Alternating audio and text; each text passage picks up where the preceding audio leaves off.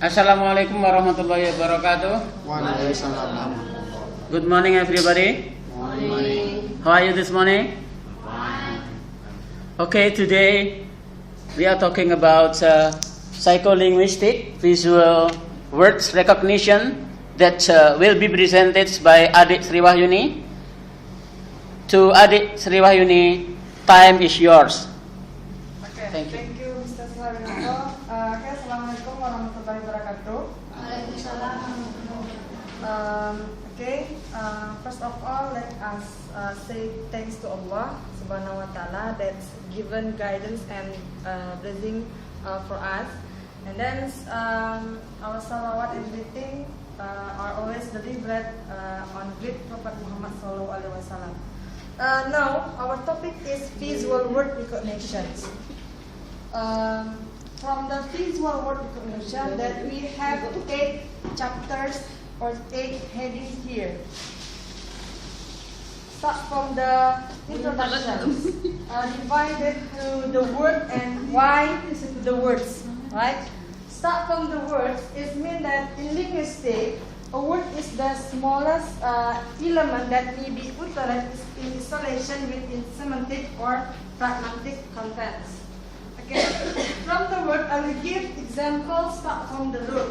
Root is means that and also remember that a morpheme it may not be able to stand in its own as a word. So we need the affix, compound, phrase, and clauses and sentences. Example of the root like quick, rock, and run. And for affix, we can add li or s or ning in the at the end of the words like quickly and rocks and running. And for the compound example is blackboard. And for the phrase, it's like a red rock or a red book or a blue car. It is about the phrase. And about the clause is like I threw a rock. And for the sentences, this combines that from the we can say it's the complete sentences. He threw a rock too, but he missed. So this is the framework of the words in visual word recognition. And then, why the words? Because there are 3 reasons. Start from the to provide a framework for understanding of word recognitions. And the second is, this is the development of theories of automatic and attentional processes. And the last is, it is also development regarding basic pattern recognition processes. So this is the reason why the words in the visual word recognitions. And then the next chapter it's about features, letters, and modeling constraints. Right? For the features, we focus on the assignments, and then for the letters, it's like written communication or instruments. Of course, its correlation effect or obligation or grant of power or right. And the third is features, letters, and words interaction, some initial models. Okay, this is the explanation about features, letters, and word interaction, some initial models. I give you example. You can see that slide. That TH is the letters at the beginning of the words, and there is the blank or missing of these words after TH, between TH and T, and the letter T at the end of the words. So we must think that which one the letters that suitable with these words. We can guess that there is a letter, right? So to be that, the word is that in English. So we must can get something in the missing the letters of these words. So this was a level that sophisticated guessing account of some of the initial findings. So we focus on for the guessing of the letters. Next, getting from letters to words, influence of sublexical levels of organizations. Start from the specifying the rules of translation. Okay. From the first point, it means that the letter C most typically corresponded to the phoneme K, but corresponded to the phoneme S. We can, I can give the example. The word is cat. We not say that set, right? But cat. And then the others, like central, we say that S. We use S, central. So not focus. Must all of the words we must say that set or central, right? So we must can different. This one we use S and K in these words. Cat, central, not set, central. Okay. And the next, if not rules, then what? The controversy regarding the word models of pronunciations. For the DRP or dual root perspectives, it means that this focus on translation from spelling to sound. Spelling is mean like A, B, C, right? To sound. When we say that A is A, we produce the sounds. And when we correlation letter by letters like A, P, P, L, A, we say that this was apple. So we will produce the sounds. This is about the DRP. And then parallel distribute processing. This focus of memory or memorize. We comprehend some things. And from the PDP, we use the fact or image ability. When we say that with our student, this font, we use or we bring the things in of the classroom. We say that this is font. So the student can memorize, okay, this font, so like this.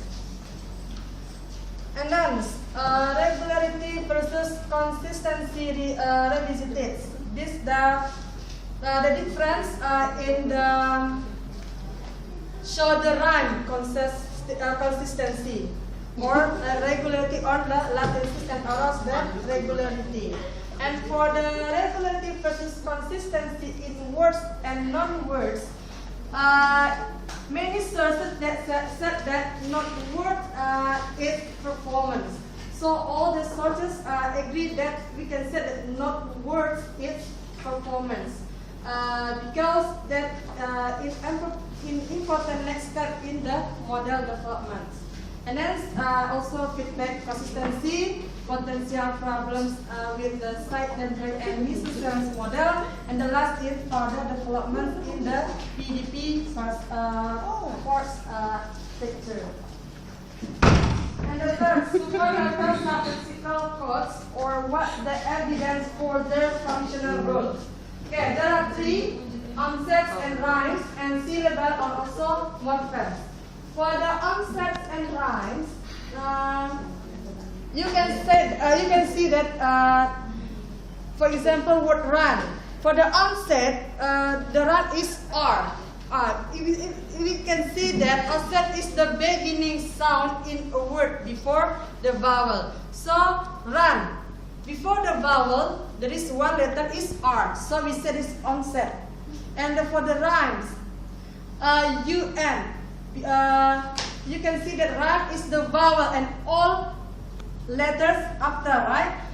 After R, there is a vowel, U, N. So we said that UN is rhyme. And also about the speed and tail. And then syllable. Syllable is a single unit of written or spoken word and unbroken sound used to be make up words. Like, if you know that syllable, that is the first syllable, the second syllable, the third syllable, and more than third syllable, right? For the first syllable like cat, two syllable like hotel, and three syllable beautiful, and there is example of more than three syllable. Okay, this is what the morpheme. Morpheme is the smallest grammatical unit in a language. This is the framework of morphemes. There are divided to bound and free. For the bounds, divided to affix and root. For the affix, consists of inflectional and derivational. And for the free, is divided to open class and closed class. For the open class, like nouns, verbs, adjectives, and adverbs, and others. And for the closed class, focus on the conjunctions, preposition, and determiners. And then lexical level variables. Okay, it's focused on the length, word frequency, and familiarity, and orthographic neighborhood effects, and phonological neighborhood effects. And then semantic variable for isolated words. Okay, first, consonants or image ability effects. Did you still use the real of things if you use these models? And meaningfulness.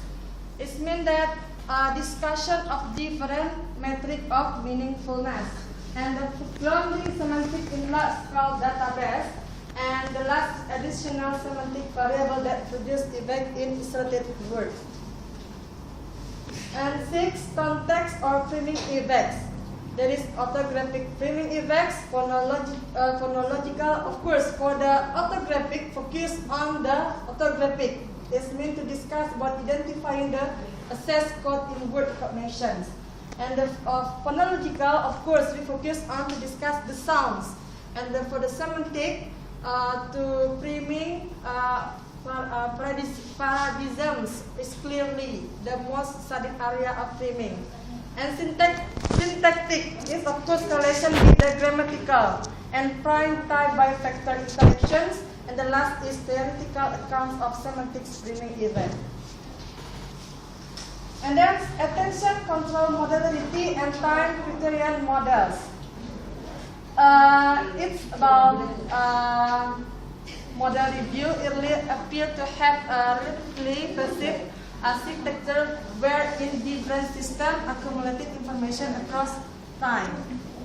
And the last, this development of new approach and analytic tools to guide the journey from features to meaning. There are 4 neuroimaging techniques: large scale, and distribution analysis, and the last is individual differences.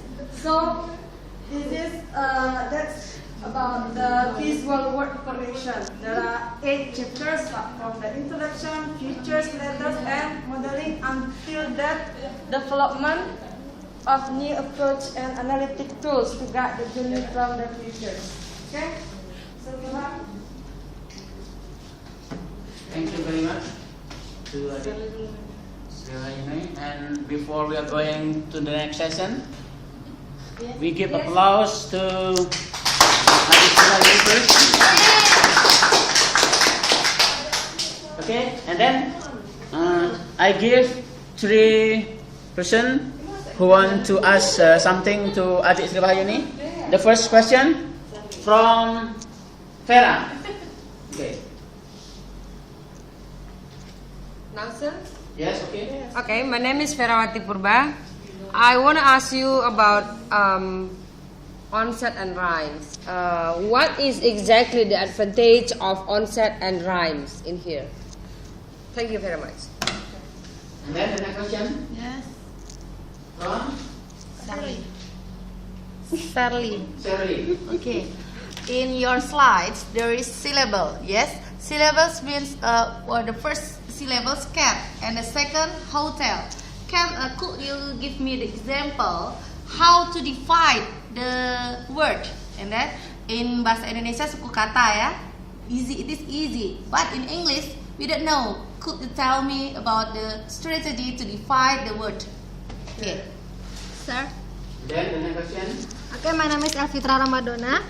I want to give you the simple question. Please give me example of orthographic neighborhood effects and phonological neighborhood effects. Thank you. Okay, for the first session, Adek Sriwahyuni, the question from Vera. Would you like to answer it, please? Okay. Advantage or benefits of onsets and rhymes, right? Yes. Is Vera? Yes. In general, the function of onsets and rhymes